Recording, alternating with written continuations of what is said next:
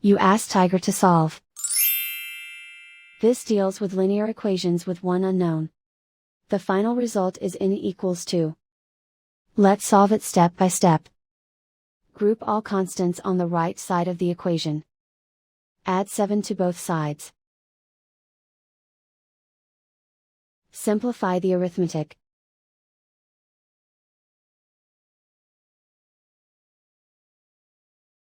Isolate the n. Divide both sides by 4. Simplify the fraction.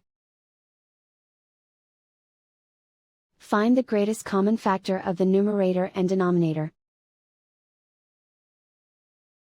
Factor out and cancel the greatest common factor. And so the final result is n equals 2.